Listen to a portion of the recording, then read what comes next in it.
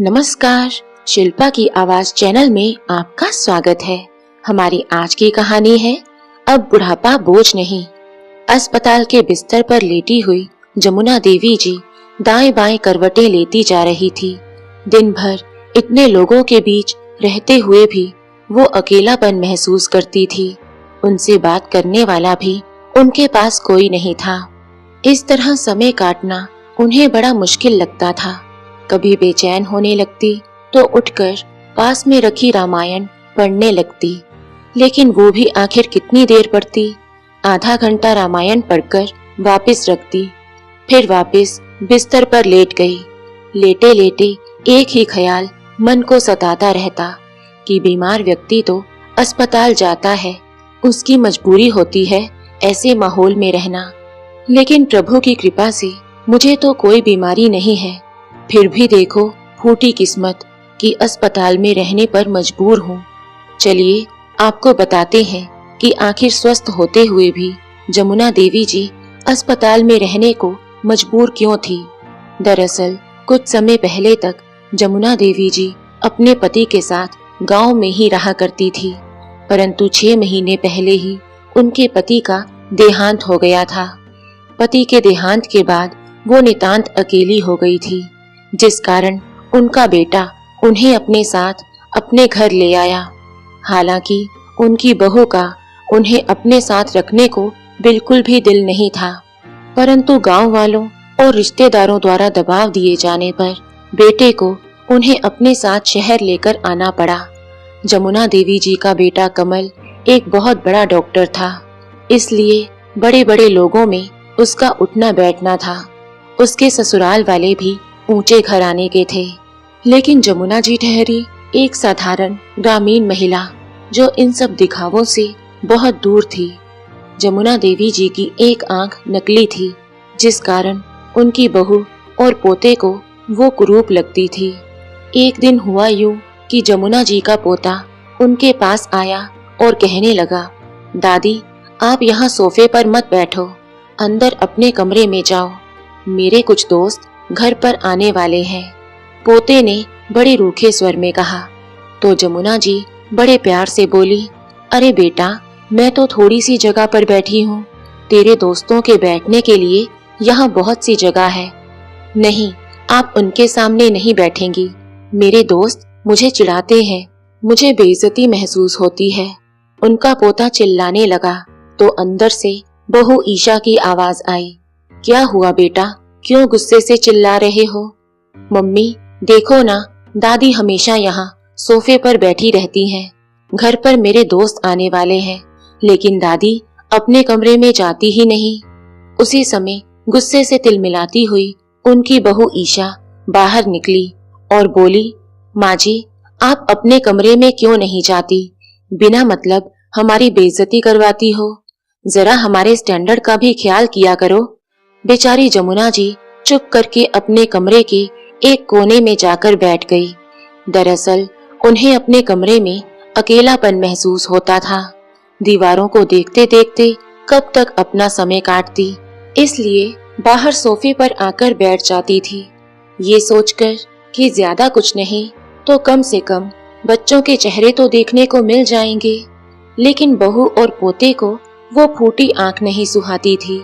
उधर जमुना जी के बेटे कमल को अपनी पत्नी और बेटे का ये व्यवहार अच्छा तो नहीं लगता था, परंतु फिर भी अपनी माँ को अपमानित होते देख चुप रह जाता था, क्योंकि यदि वो कुछ कहता तो पत्नी और बेटा दोनों ही उसका विरोध करते थे। कुछ दिन बीते तो ईशा ने अपने पति कमल से कहा, सुनो परसों पार्टी के लिए घर पर मेरी सहेलियां आ रही हैं, तुम तो जानते ही हो कि सब की सब कितने हाई स्टैंडर्ड की हैं, लेकिन तुम्हारी माँ तो हमेशा यहीं सामने बैठी रहती है, कोई भी आता है तो शुरू हो जाती है अपनी गांव की भाषा में उनसे बतियाने। मुझे तो बड़ी शर्म महसूस होती है, अब मुझसे और बर्दाश्त नहीं होता। अपनी माँ को जहाँ से लाए हो वहीं वापस छोड़ाओ। अपनी पत्नी की बात सुनकर कमल बोला, ईशा तुम पागल तो नहीं हो गई? इस उम्र में माँ को वापस छोड़कर आऊंगा तो सारे रिश्तेदारों में गांव वालों में मेरी कितनी किरकिरी हो जाएगी कि इतना बड़ा डॉक्टर होकर अपनी माँ की देखभाल नहीं कर सकता।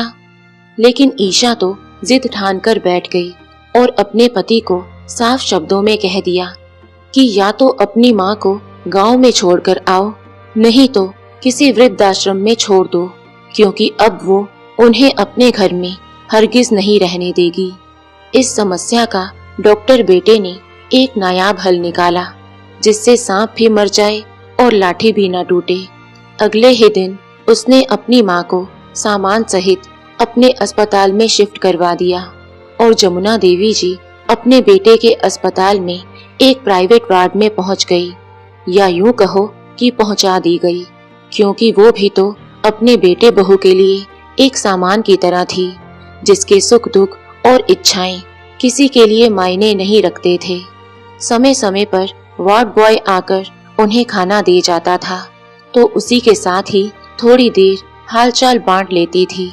मरीजों के लिए बना खाना उन्हें पसंद तो नहीं आता था, लेकिन फिर भी मन मारकर चुपचाप निगल लेती थी। कुछ दिन बीते तो डेंगू की बीमारी के कारण अस्पताल के सभी प्राइवेट वार्ड भरने लगे, लेकिन मरीज आते ही जा रहे थे।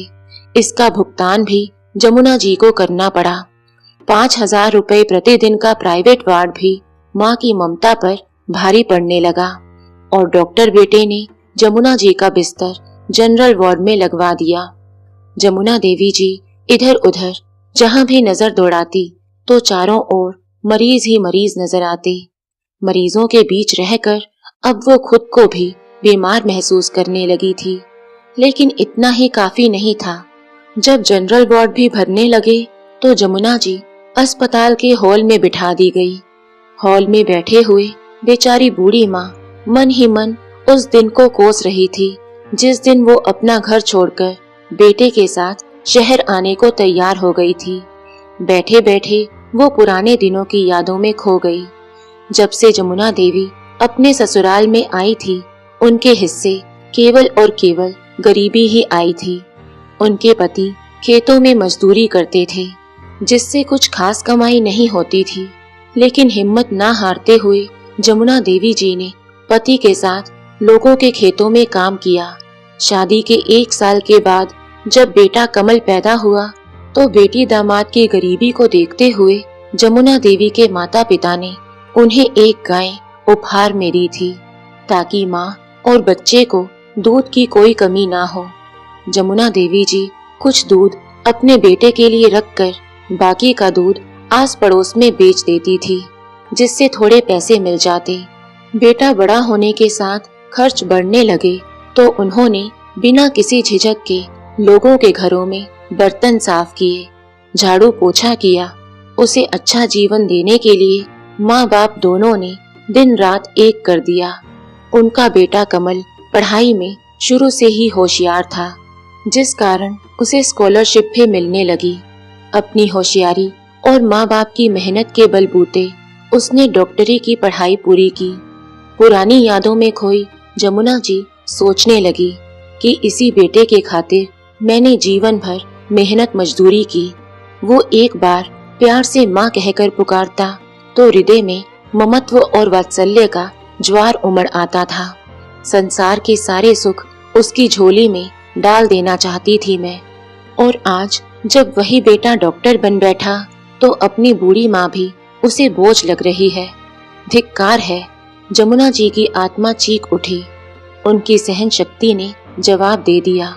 वो तुरंत उठ खड़ी हुई और अपने बेटे के पास जाकर स्पष्ट शब्दों में कह दिया कि अब वो यहाँ नहीं रह सकती। या तो बेटा उन्हें गांव में छोड़कर आए, नहीं तो वो स्वयं गांव के लिए निकल जाएगी। अपनी माँ के अस्पताल में रहने से परेशान तो कमल भी था, क्योंकि अस्पताल के स्टाफ के लोग भी दबी आवाज में इस बारे में तरह तरह की बातें किया करते थे। आज माँ ने स्वयं कह दिया तो कमल अपनी माँ को गांव छोड़ने के लिए राजी हो गया। अगले दिन रविवार था। कमल अपनी माँ को गांव छोड़ने की सारी तैयारी करके उन्हें अपनी गाड़ी में बिठाकर गांव के लिए निकल गया। गांव में जमुना देवी और उनके डॉक्टर बेटे का खूब स्वागत हुआ। 6 महीनों से बंद पड़े पुराने मकान की साफ सफाई का काम पड़ोसिनों ने कर दिया। सामने वाले घर से कौशल्या काकी ने उनके आने का समाचार जाना तो 2 गिलास चाय के साथ मट्ठी लेकर आ गई। सब लोगों ने जमुना देवी के अचानक आने का कारण जानना चाहा, तो कमल ने आत्मीयता दर्शाते हुए कहा, वो क्या है ना कि माँ को आप सब लोगों की बहुत याद आ रही थी, इसलिए कुछ उदास थी। 2-4 महीने गांव में रहेंगी तो हवा पानी बदल जाएगा, ये सोचकर माँ को यहाँ ले आया। ऐसा कहकर कमल ने असल बात छिपानी चाही, लेकिन कौशल्या काकी उसी समय सारा मामला समझ गई और बोली, बेटा, तेरी बेचारी माँ ने जिंदगी बहुत दुखों में काटी है, इसलिए अपनी माँ को भूल मत जाना, कभी इसका दिल न दुखाना। कैसी बातें करती हो काकी, माँ को कैसे भूल जाऊंगा? आखिर दुनिया में उनके अलावा मेरा है ही कौन? अपनी माँ की सेवा में मैं कोई कमी नहीं छोड़ूंगा। आते जाते रहने का आश्वासन देकर उसने अपनी माँ के हाथों में 10,000 रुपए थमा दिए और बोला, माँ, मुझे लगता है कि इतने पैसे तुम्हारे खर्चे के लिए काफी होंगे। हर महीने जब मिलने आऊंगा तो खर्च के लिए पैसे भी दे जाऊंगा। ऐसा कहकर डॉक्टर बेटा अपने शहर वापस चला गया। गांव में बूढ़ी माँ जमुना देवी अकेली रह गई। पड़ोसिनों से गृहस्थी की जरूरत का कुछ सामान मंगवाया, लेकिन महंगाई इतनी कि खींच-तान कर भी सब्जी भाजी और दूध के लिए केवल 2,000 रुपए ही बच पाए। लेकिन फिर सोचने लगी कि जरूरी तो नहीं कि हर रोज दाल सब्जी ही बनाई जाए। नमक मिर्च की बनी रोटी चाय के साथ भी आसानी से खाई जा सकती है। कम से कम यहाँ रहते हुए इज्जत के साथ तो जीऊंगी। और फिर अगले महीने बेटा भी मिलने आ जाएगा और खर्च के पैसे भी दे जाएगा। अगले महीने की 1 तारीख होते ही उनके डॉक्टर बेटे ने 5,000 रुपए का मनी ऑर्डर भेज दिया। जमुना जी, जो अपने बेटे का इंतजार कर रही थी, बेटे द्वारा भेजा गया मनी ऑर्डर देखते ही समझ गई कि अब उनका बेटा उनसे मिलने नहीं आने वाला, शायद अपने काम में व्यस्त होगा। ये सोचकर उन्होंने अपने मन को समझा लिया। 3 महीने तक उनका बेटा मनी ऑर्डर से पैसे भेजता रहा और जमुना देवी जी को भी कोई समस्या नहीं हो रही थी। वो अपने घर का खर्च खींच तान कर चला लेती थी। लेकिन चौथे महीने बेटे ने मनी ऑर्डर भी नहीं भेजा। बेचारी जमुना जी मुश्किल से अपने दाल रोटी का खर्चा निकाल पा रही थी। महीने के आखिर में तो ये हाल हो गया कि उनके हाथ में एक फूटी कौड़ी भी नहीं बची। जैसे तैसे आसपास के दुकानदारों से उधार लेकर वो अपना काम चला रही थी। दूध वाले का भी उधार काफी हो चुका था। आस पड़ोस की औरतें और जमुना जी की कुछ बूढ़ी सहेलियां भी कभी कभार उनके पास आकर बैठ जाती थी। बड़े डॉक्टर की माँ की भली मुस्कान के पीछे छिपा उनका दर्द सब जानते थे, परंतु जमुना जी कभी अपने चेहरे पर शिकन तक नहीं आने देती थी। आते जाते दूध वाला भी पूछता रहता, क्यों अम्मा, पैसे कब चुकता करोगी? जमुना जी झूठी हंसी हंसकर बोल देती, जल्दी ही मेरे पास आ जाएंगे। और फिर तू कौन सा भागा जा रहा है, ये समझ लेना कि अपनी दादी को दूध पिलाया था। लेकिन इन बातों से भी कब तक गुजारा चलता। आखिरकार उन्होंने दूध लेना बंद कर दिया। अब वो राशन लेने राशन वाले की दुकान पर भी नहीं जाती थी। घर में राशन के सारे डिब्बे खाली थे। खाने के लिए कुछ नहीं बचा था। आटे का डिब्बा खोलकर देखा तो थोड़ा सा आटा निकला, जिससे 2 रोटियां मुश्किल से बना पाई। जैसे ही 2 रोटियां नमक के साथ लेकर बैठी तो उसी समय दरवाजे से आवाज आई। कोई भूखा भिखारी लाचार स्वर में भीख मांगते हुए कहने लगा, अम्मा, भूखे को 1 रोटी दे दो, भगवान तेरे बच्चे की उम्र लंबी करेगा, उसे खूब तरक्की देगा। जमुना देवी, जो अभी रोटी का टुकड़ा तोड़ने ही लगी थी, उस भिखारी की ये बात सुनते ही अचानक रुक गई और सोचने लगी कि 1 रोटी के बदले बेटे की लंबी उम्र बहुत सस्ती है। उसने तुरंत उसमें से एक रोटी उठाकर मांगने वाले को दे दी और बाकी की बची एक रोटी जैसे ही बैठकर खाने लगी, तभी एक कुत्ता उनके सामने आकर बैठ गया और बड़ी आस से उनकी ओर देखने लगा।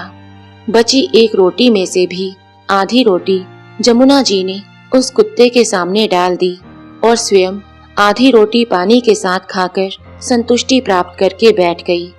लेकिन अब घर में खाने को कुछ भी नहीं था।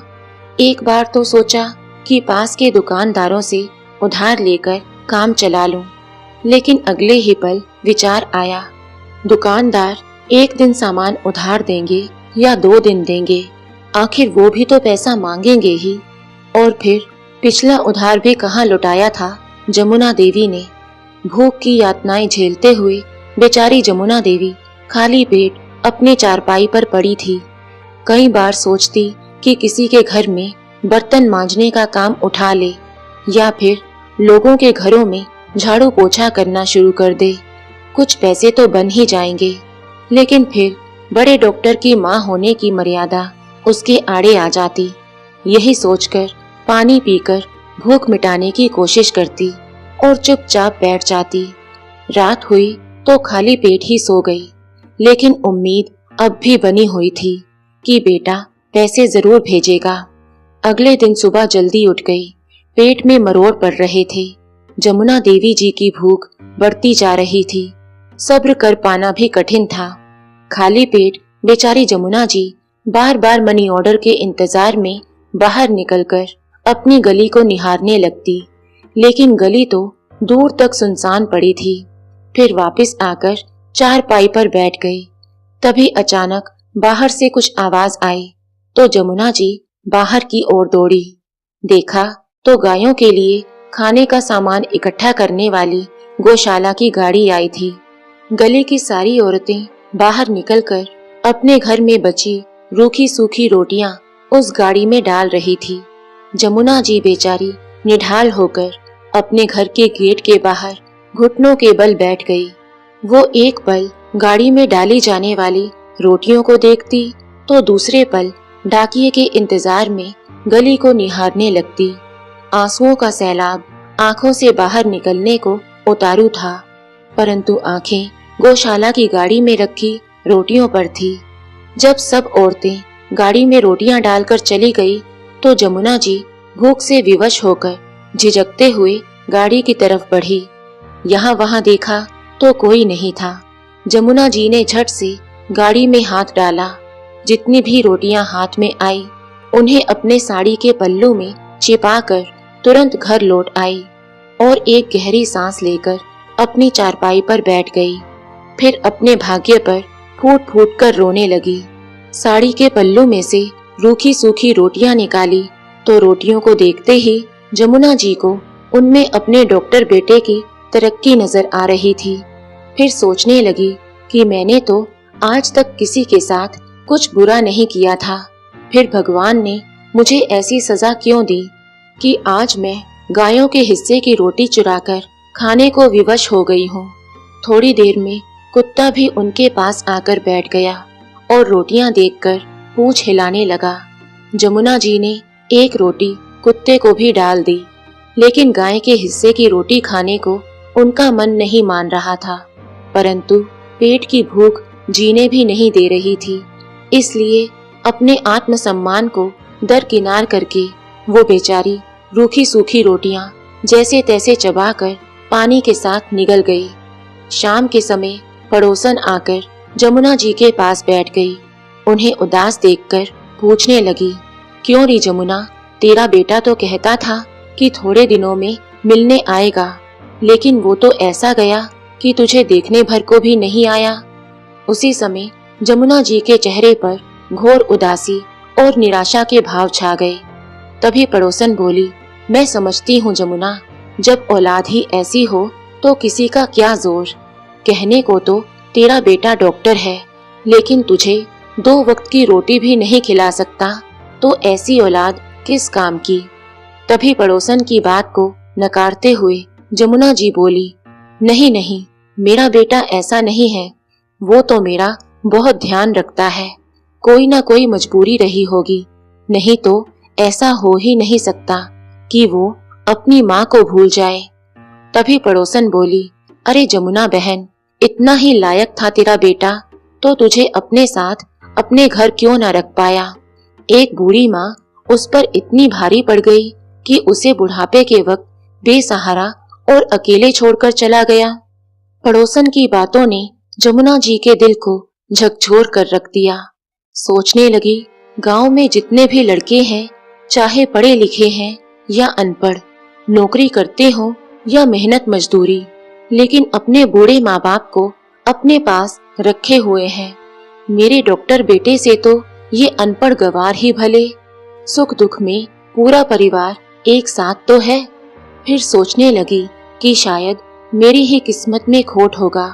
फिर बैठे बैठे मन में विचार आया कि आखिर कब तक मैं अपने डॉक्टर बेटे के नाम की बेड़ियां अपने पैरों में पहनकर बैठी रहूंगी। ऐसे तो काम नहीं चलेगा। मेरी जिंदगी किसी के भेजे गए पैसों की मोहताज तो नहीं। अभी तो मेरे हाथ पैर चलते हैं, फिर मैं इतनी मजबूर कैसे हो गई कि भूखे मरने की नौबत आ जाए। ऐसा सोचते हुए जमुना देवी जी पूरे आत्मविश्वास के साथ उठी और अपने कमरे में गई और कमरे में जाकर अपने पुराने बक्से की ओर देखा। बक्से पर धूल मिट्टी चढ़ी हुई थी। झाड़ पोंछकर बक्से का ताला खोला। बक्से में सबसे ऊपर सुनहरे गोटे से चमकती एक खूबसूरत सी लाल साड़ी नजर आई, जिसे पहनकर कभी जमुना जी ने इस घर में प्रवेश किया था। उस साड़ी को चूमते हुए जमुना जी की आंखों से आंसू निकल आए और फिर कुछ सोचते हुए बक्से में से सारा सामान एक एक करके बाहर निकालने लगी। तभी बक्से के अंदर एक कोने में रखी लाल रंग की छोटी सी पोटली उनके हाथ लगी। उसे देखते ही उनकी आंखों में चमक आ गई। पोटली को खोलकर देखा तो उसमें जमुना जी का मंगलसूत्र पड़ा था, जो उनकी शादी के समय उनके पति ने उनके गले में पहनाया था। उस मंगलसूत्र को देखते ही जमुना जी ने उसे अपने सीने से लगा लिया। जो थोड़े बहुत गहने उनके मायके और ससुराल वालों ने उन्हें पहनाए थे, उन गहनों को वो अपने बेटे की पढ़ाई के लिए पहले ही बेच चुकी थी, लेकिन अपने पति की इस निशानी को वो बिल्कुल बेचना नहीं चाहती थी। आंखों में आंसू लिए जमुना जी अपने पति की तस्वीर को देखते हुए बोली, जीवन में लाख उतार चढ़ावों के बावजूद इस मंगलसूत्र को मैंने आज तक नहीं बेचा था, लेकिन आज हालात ऐसे हो गए हैं कि मेरे पास कोई रास्ता नहीं है। लेकिन मैं जानती हूँ आपका प्यार और आशीर्वाद हमेशा मेरे साथ रहेगा। ये कहते हुए उन्होंने अपनी आंखों के आंसू पोंछे और बक्से में पड़ी एक अन्य पोटली में से चांदी के कुछ गहने निकाले। चांदी के गहने और अपना मंगलसूत्र उन्होंने अपने पल्लू से बांध लिए।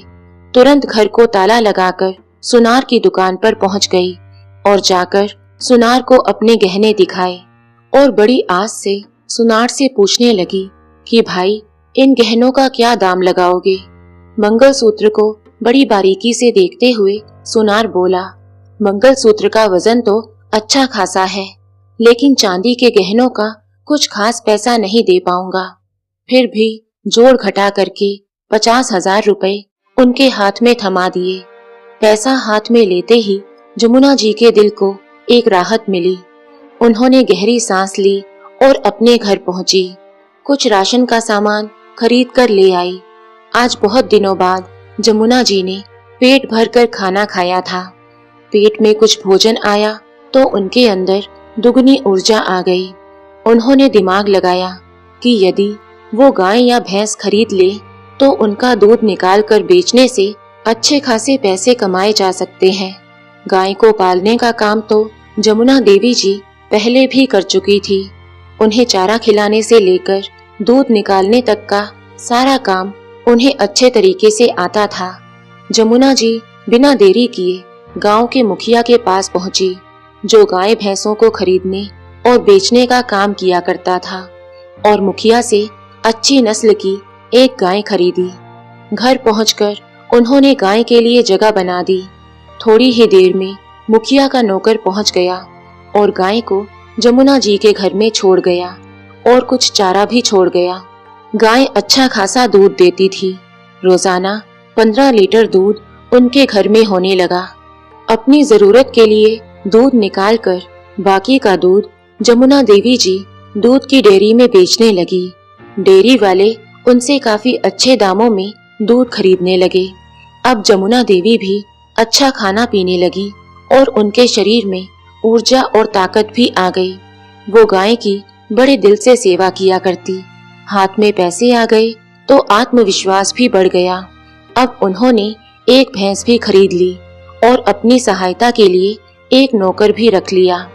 65 वर्ष की उम्र में भी जमुना जी ने ऐसी हिम्मत दिखाई जिसे देख लोग दांतों तले उंगलियां दबाने लगे।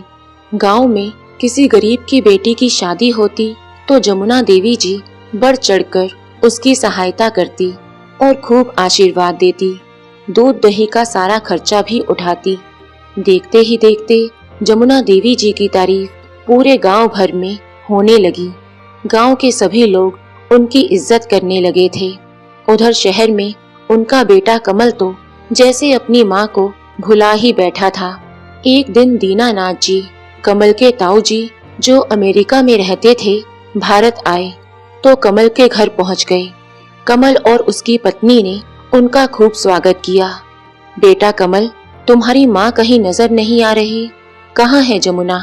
दीनानाथ जी ने पूछा तो ईशा सक पकाते हुए बोली, जी वो बात ये है कि उनका यहाँ दिल नहीं लगा, इसलिए वो अपने गांव वापस चली गई।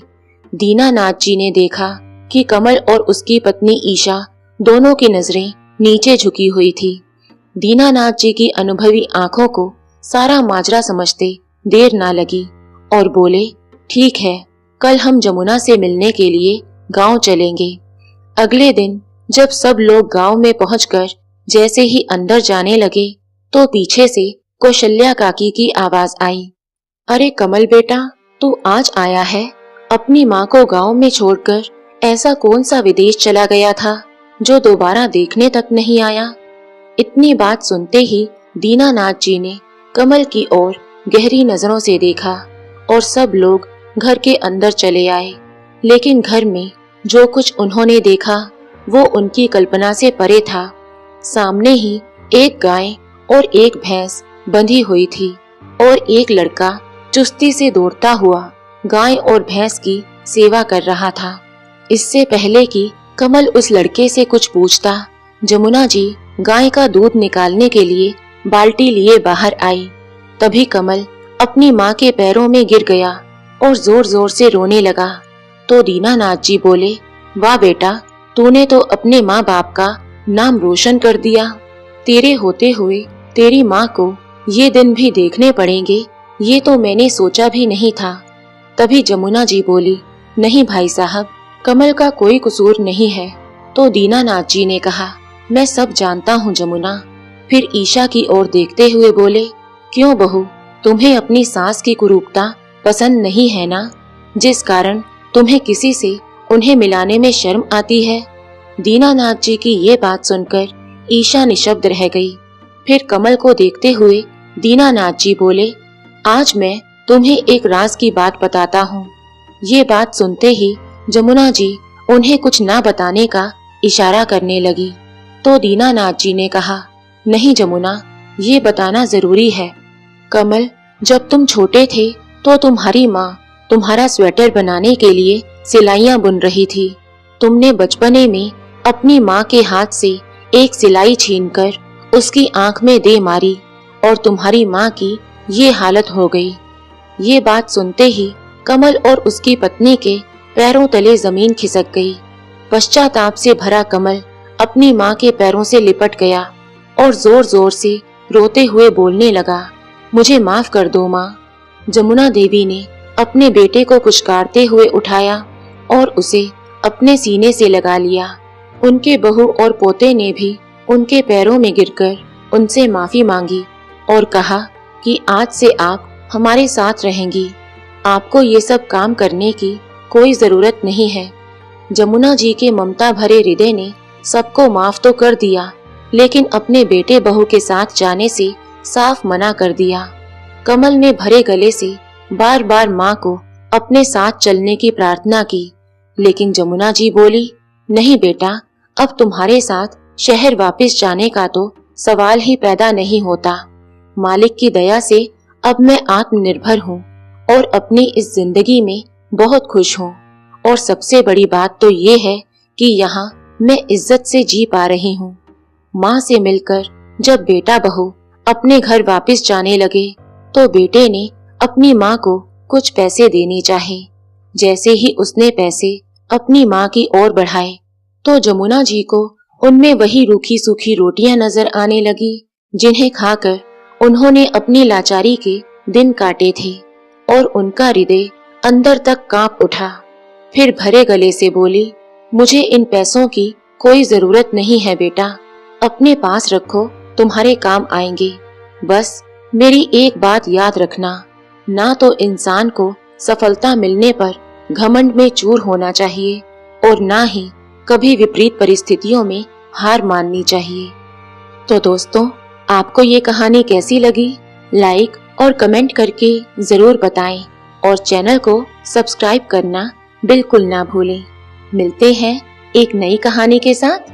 बहुत बहुत धन्यवाद।